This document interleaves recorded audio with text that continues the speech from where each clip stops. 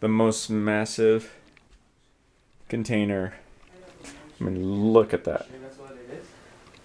Look at how big that is. I mean, that's nothing. Look at that.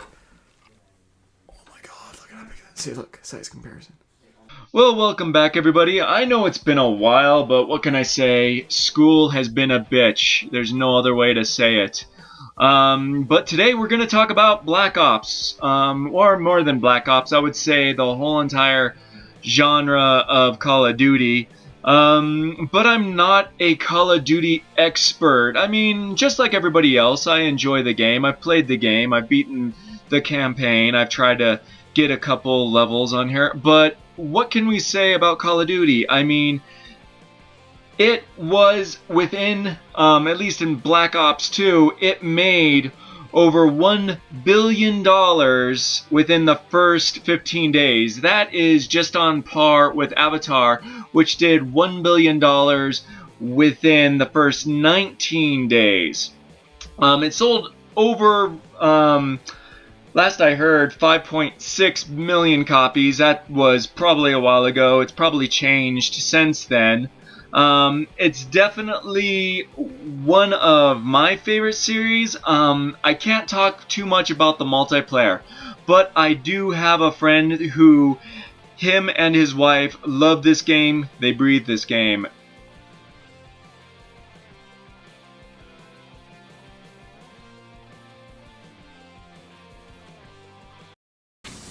Caleb's brother, Jacob, lives in Japan, teaching English and speaking a lot of Japanese. He also spends a lot of time studying the culture and everything else there since he lives there. This is something he sent for me. I don't know if it's because he likes me or he hates me. These are Pepsi flavored Cheetos, made by Frito-Lay, not released in the United States, and we're probably going to find out why in a moment. Anyway, to continue on, the one thing I would like to say about Black Ops is that it is ever growing and ever changing. The actual multiplayer is really enjoyable, but like many, my favorite multiplayer is, of course, the zombies.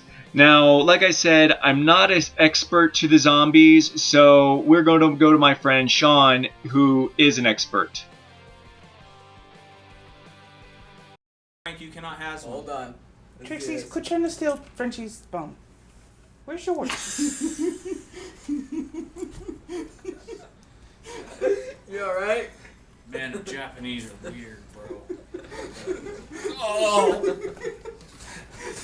Okay. The only way to describe it is really bad cereal.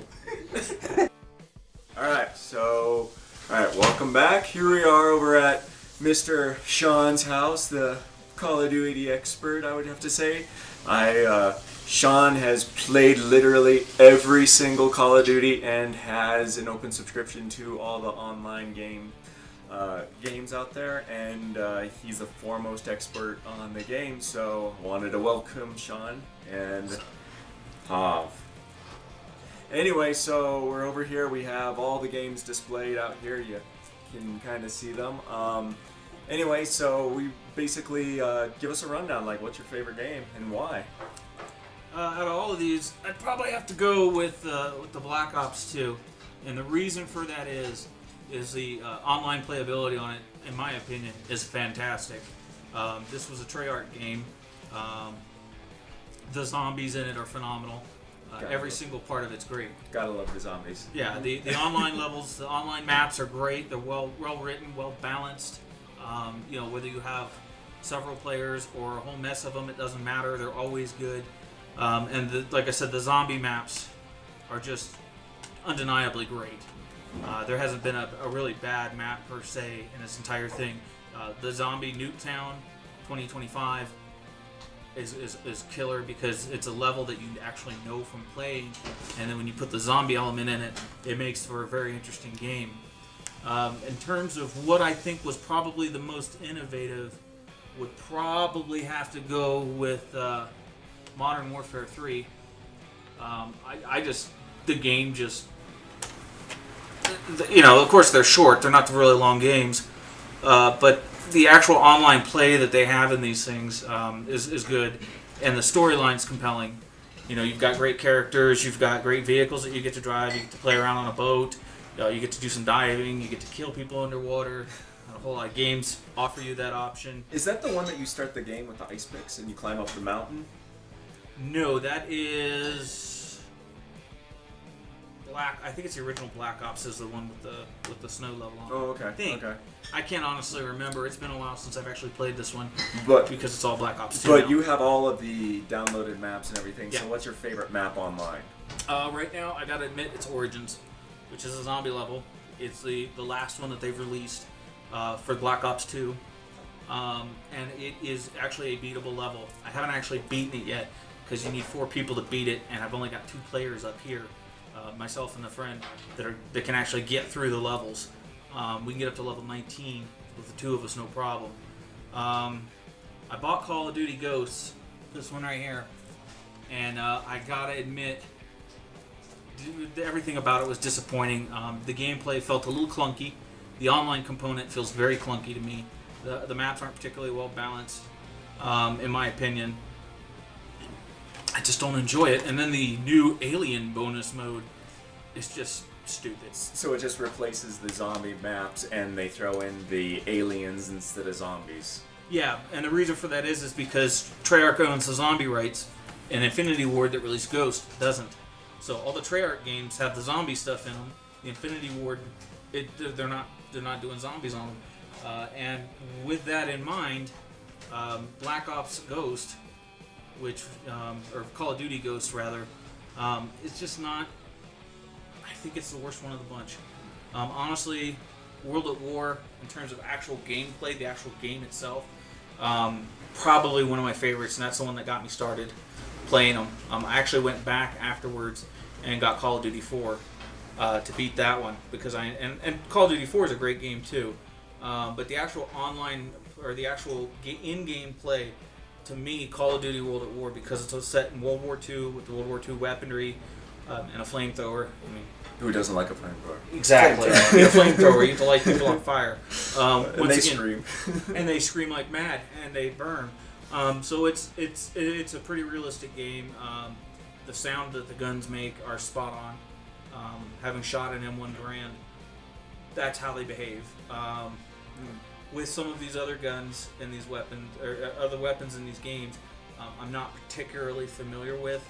I have shot the 5.7, and I've also shot obviously 45 9mm, all those 30-06s, 223s, so your M16s or M4s.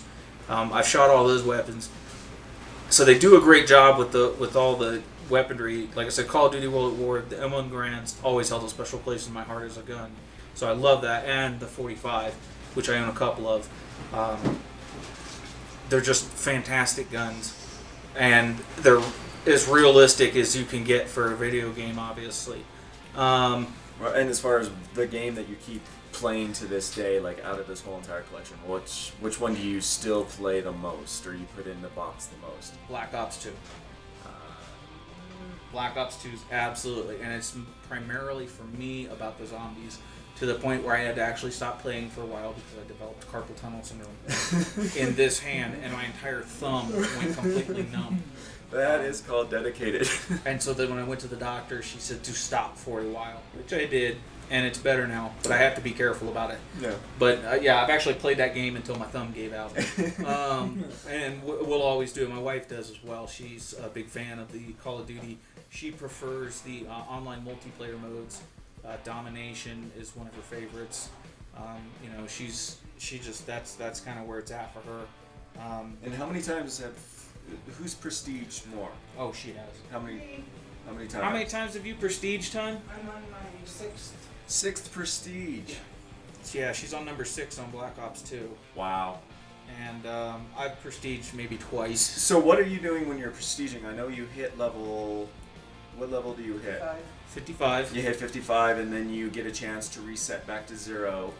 and what you get is I remember back in the original Black Ops, or was it Call of Duty 4, you would just prestige and you would just get an emblem next to your name. Do you get any perks other than that? Your emblem changes every time you prestige. You get a slightly different emblem, and the main thing is that you get the ability to permanently unlock one item, like the crossbow, for instance. So once you've permanently unlocked the crossbow, once you go back again and go through the process of prestiging, you start off with access to the crossbow, with all of the attachments, with all of the skins that you've already got opened up on it, and everything. So it's pretty handy because you can start off as a low-level player with a very high-end gun again. So you're not just constantly getting stomped until you can get something better than a cheesy pistol. That was a neat move on their part. You also get more slots to create custom characters. That's another option that you get as well. Like I said, I'm not as big on the online play as some people are. I tend to stick with the zombies and with the actual. I play all the games all the way through, and like I said, that's where Ghost had a very cheesy ending. I didn't like it. And which one had the best storyline? Probably for me would have been the original Black Ops, Call of Duty Black Ops. It was set during the Cuban Missile Crisis era, which is a little bit before my time, but not so much that I don't know a lot about it. So the fact that there's actual history in the game, and that's also the same thing with World at War, is that these are based on historical events to some degree. These are real places. These are real weapons, and these are things that in some cases actually did happen to some degree. Now with the Ghosts and the Modern Warfares, in particular Modern Warfare 3, obviously it's set in the future, which is still a neat idea because I like the fact that the United States just gets hammered. In Modern Warfare 3, U.S. gets boned big time. And so, you're literally fighting for the country in that game, and I think it's a really neat concept that a foreign entity actually tries to invade the U.S. Well, I think in Black Ops 2, they actually had a guy that he goes and studies historical events and tries to figure out the latest, could be natural, or not natural catastrophe, but government catastrophe or military catastrophe, and he actually helped write Black Ops 2, if I remember correctly. Yeah, I think so. They said the thing about Black Ops 2 is, once again, it's set in the future. The drones, I mean, they do look like actual drones that are coming out. They obviously did their homework with this. The weapons are within the realm of possibility. It's not like everything's a ray gun, like some games like to do. In the future, everybody has a ray gun. In this one, in the future, with the zombies. Yeah, just with the zombies. Well, you got to have a ray gun when you're dealing with zombies. I mean, come on. And a Wonder Waffle. Yeah, sometimes a Wonder Waffle's good because who doesn't like a waffle? So, in terms of, it's a good game, but once again, it's not set in our timeline. It's not set in reality at all. Modern Warfare 3, in my opinion, the storyline with the U.S. Versus Russia and everything else they have going on, which is to me the main plot of it, is awesome because it's an actual event that was mapped out that this could happen. Exactly. Definitely makes it. All right. Well, it's not Nazi zombie night. We're gonna play for a while. We've had some nachos. We've had nachos. It was nachos. Definitely nacho party. Some of us had cigars, which is also delicious. Cigars are good. Definitely don't have a problem with that. But anyway, so we're gonna continue with this, and we'll see what you think.